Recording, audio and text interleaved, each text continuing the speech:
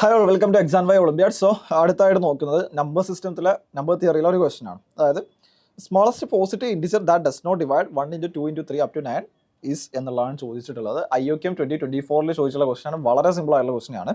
അതായത് തന്നുള്ള എന്താണ് 9 ഫാക്ടോറിയൽ ആണല്ലേ, സോറി യെസ് 9 ഫാക്ടോറിയലിനെ ഡിവൈഡ് ചെയ്യാത്ത 9 ഫാക്ടോറിയൽ ഇതിനാണ് എന്ത് വിളിക്കുന്നത് 9 factorial 1 into 2 into 3 up to like 9 എന്ത് വിളിക്കുക 9 ഫാക്ടോറിയൽ എന്ന് വിളിക്കുക.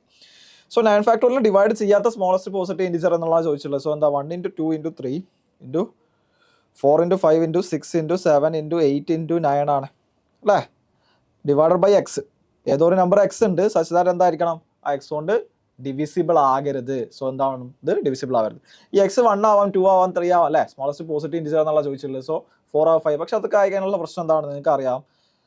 അവിടെ ലൈക്ക് ഇപ്പോൾ ലൈക്ക് 5 ആണെന്ന് വിചാരിക്കുക. 5 ആണെങ്കിൽ എന്താ അവസ്ഥ, അവിടെ ഒരു 5 ഉണ്ട്, ഇവിടെ ഒരു 5 ഉണ്ട്, തമ്മിൽ ക്യാൻസൽ ആയി പോകും. 6 ആണെങ്കിലോ 6 ക്യാൻസൽ ആയി പോകും. 7 ആണെങ്കിലോ 7 ക്യാൻസൽ ആയി പോകും. 8 ആണെങ്കിലോ പോവും. 9 ആണെങ്കിലോ പോവും.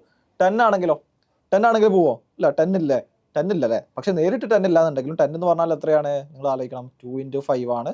സോ 2 ഉം 5 ക്യാൻസൽ ആയി പോകും അല്ലേ.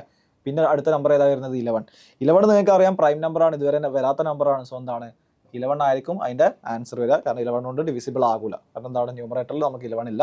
സോ അതിന് ശേഷമുള്ള പ്രൈം നമ്പർ ആയിട്ടുള്ള 11 ആയിരിക്കും എന്ത് വരിക ആൻസർ ആയിട്ട് വരും.